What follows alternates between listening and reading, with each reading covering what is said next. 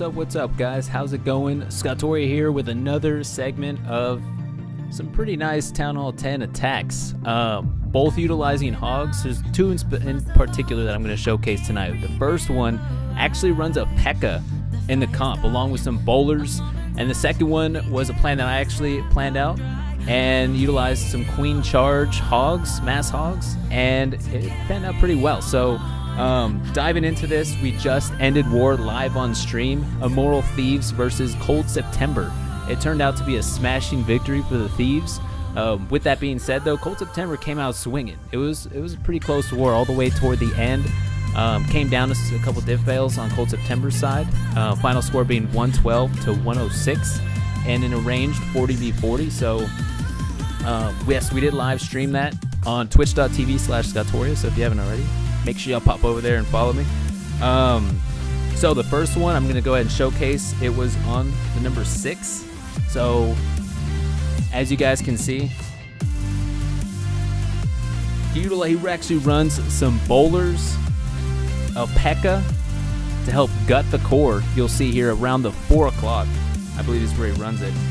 And then starts a hog run at that point. So that way there's not as much real estate for the hogs to have to run through, especially with the potential of so many traps, Tesla markings. I believe this is a fresh attempt, so he gets those bowlers out to help clear it. As you can see down here, he actually drops that Pekka along with a baby drag to kind of help force and funnel it. Because I believe he drops a jump spell right here over the mortar, allowing that Pekka in, just one single Pekka. And I believe the king as well, he drops in with it to help gut all this interior portion of the core. So that way, once he starts his hogs, they have a direct pathing to that second inferno. So those bowlers help clear the funnel and allowing this Pekka and Royals to cut in. Yep, there they are. There's the jump spell.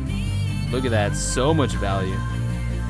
Takes out that archer tower as well as a splash from that Wizzy. Bowlers cut in, grab that first inferno tower and some skellies, taking out the enemy CC, just absolutely crushing. And then he starts the hog run. As you can see from this point, once the kill squad has gutted the core, taken out the heroes, the CC, and remember guys, from past videos I've always said, when it comes to 10v10 hogs, your mission is always to take out at least one inferno tower, enemy heroes, and the enemy CC, and then you start your hog run. That's what's happened here.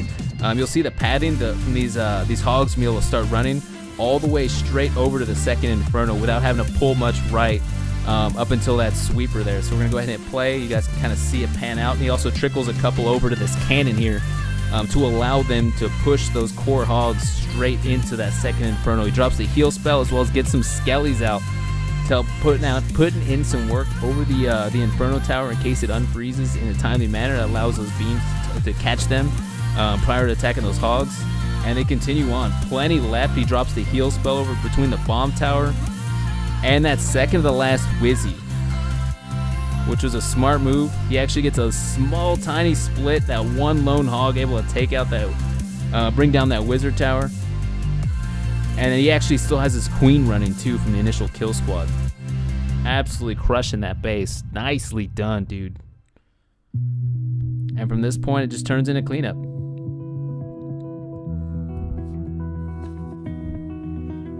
You said the same thing I told ya. My eyes are clear. So fantastic hit. We can go ahead and back out. And then the next attack I'm going to show you is actually one that I personally drew up. I was pretty proud of. I messed up the attack myself. It was a fresh attempt, and I'm gonna show you my attempt, and you'll see how important spell drop is in a 10v10 attempt.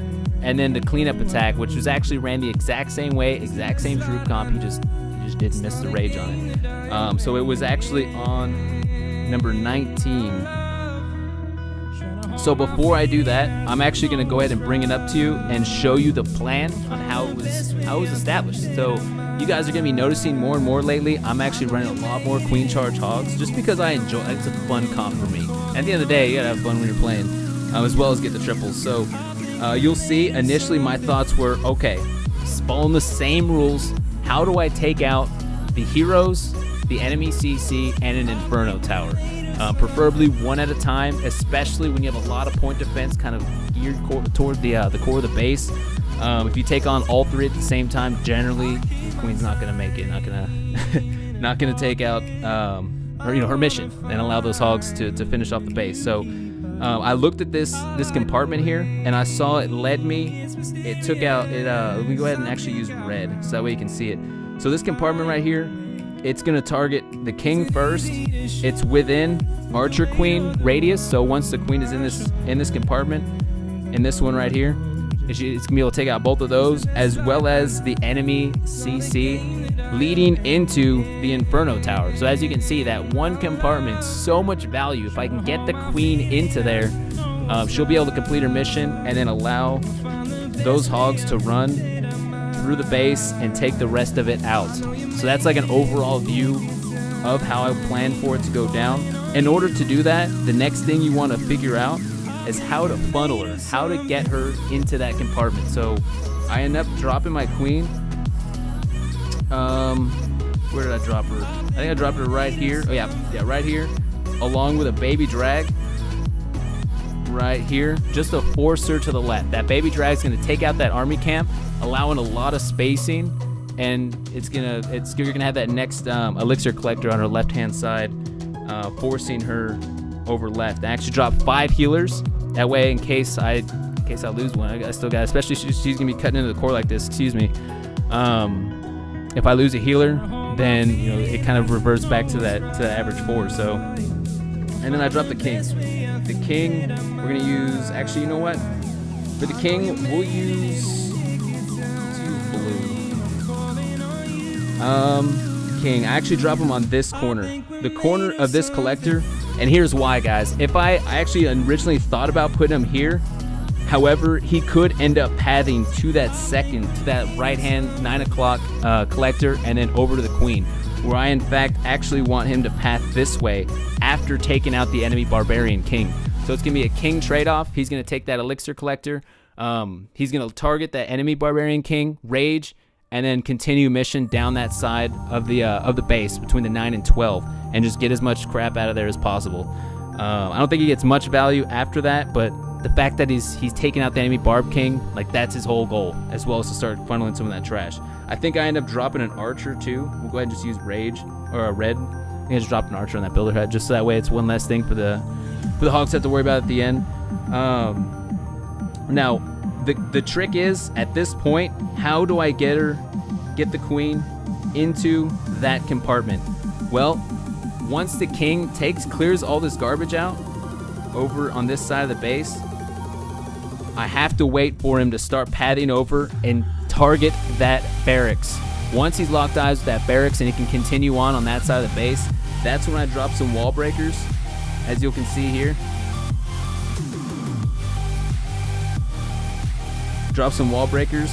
Initially a test one during his mission, so that way I can see if there's a spring or a little bomb or something like that, and I release the rest of them as soon as he starts making his way toward that mortar and in that direction. Because if I don't, then he's gonna cut into that cubby hole. He'll take out that king pedestal, which will then mess up the archer queen pathing. She's actually gonna end up going right if I do that. So I have to wait for him to get out of there and go up toward that barracks. And I release the wall breakers. It opens it up, and then it allows the archer queen to end up going all the way over, taking out the enemy archer queen, taking out the inferno tower, and then I can start the hog run, which in fact, instead of spreading them out, in this case I actually just 2-finger drop. Well, the plan was 2-finger drop, leaving 6 hogs on standby, and to include CC hogs. I think Jeffrey, the one who ends up doing the cleanup hit, I think he ran CC on this mortar. So either you stand by on 6 to run on the mortar, or you can use the CC on the mortar. Either way,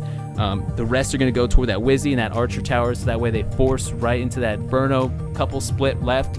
However, that's okay. You'll have the bulk over the Inferno, and then that what was it, like 5 o'clock hogs path to that mortar and kind of force them in. So, and then from that point, they just clear the rest of the base, and you just start trickling in your Wizzies, and it's GG at that point. So,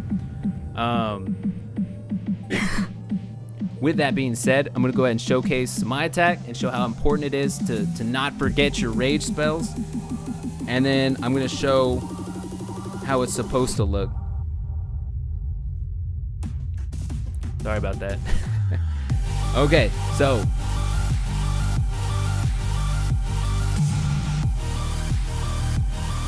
Replay on 1. So this is what the plan. I drop my archer, drop my king right there on that elixir collector. There's my queen. I wait for it to pan out a little bit, drop my healers. I wanted to make sure that king was just decently far away. I want to make sure she started getting targeted by that archer tower, so that way the healers just don't mess around. She locks eyes with that town hall. Notice the king does path downward. I was a little bit worried about him redirecting onto one of these walls. However, like I said, you have to wait for him to start targeting that elixir collector before dropping the wall breakers, which I do. There they are. Now here's where it gets sketchy. This is where I mess up right here. Once the queen locks eyes with the enemy queen, I should have dropped the rage sooner. I dropped the poison thinking that maybe should be able to take her out, but look at that. Look at her health. That Tesla is what puts out too much work. She goes down.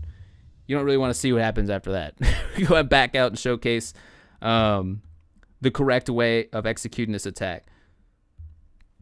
Like I said, exact same game plan. Just did not miss the rage this time. We're going to go ahead and go straight into that queen movement. We'll do ×4 and see how it's executed correctly. All right, so he does his wall breakers. Actually gets a little bit more into that corner, which is just fine. Absolutely fine. He has a golem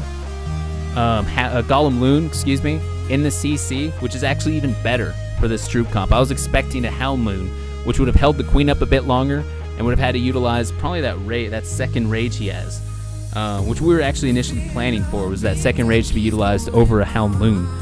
Whereas in this case, he doesn't need to use it. He actually uses that rage over the Hogs because the queen completes her mission accordingly without even needing it. So it breaks that golem with ease. Plenty of healers, plenty of health over the queen. Grabs that Wizzy tower, no more point until these next two cannons. Takes him out. Nicely done. And then as you can see, he's got the Hogs started. I'm going to go ahead and pause real quick. The reason being is her whole mission was to grab those heroes, the CC, and then the Inferno. So obviously she's going to grab the Inferno. He's already activated her phase, so there's nothing left he can do with the queen. And she's already there. So time is of the essence. Anytime you run a Hog attack, time is of the essence. So he goes ahead and starts him now, drops the freeze spell over the second Inferno, since you can't heal over an Inferno anyway, and then drops it behind it, so that way once they clear it and they path into that bomb tower, he's already got one down. He utilizes the rage that he didn't end up needing over the Hogs, just smart move, force him into those last two Wizzy towers in time, drops that heal spell between them, and there was a big bomb in there, which we kind of thought might be.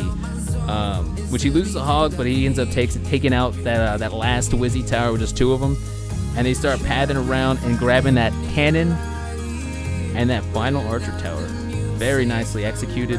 He's got, as you can see, as that attack was panning out, he had already started trickling in his wizards around the base as well to make sure he makes time. Too many times we've seen Hogs on 10v10 get so close to getting the triple and then not quite being able to execute. And then you get that 97, 98, 99% dubs. But in this case, he's got it. Gorgeous attack. Nicely done, Jeffrey. Appreciate y'all tuning in. Some insane attacks lately coming out of the Immoral Thieves. I love warring with these guys. If you're interested in joining the Immoral War family, we have 7 clans, 4 of which in the ICL right now, competing in the new upcoming first season of the league. If you're interested in joining the Immoral War family, I'll have the link in the YouTube description for both the clan website as well as the recruitment Discord, where you'll be interviewed and put into the recruitment clan. From there, you'll essentially prove yourself and be assigned to one of the 7 Immoral War family clans. So appreciate y'all tuning in, guys. Make sure y'all click that sub button, and yeah, I will see you again here shortly.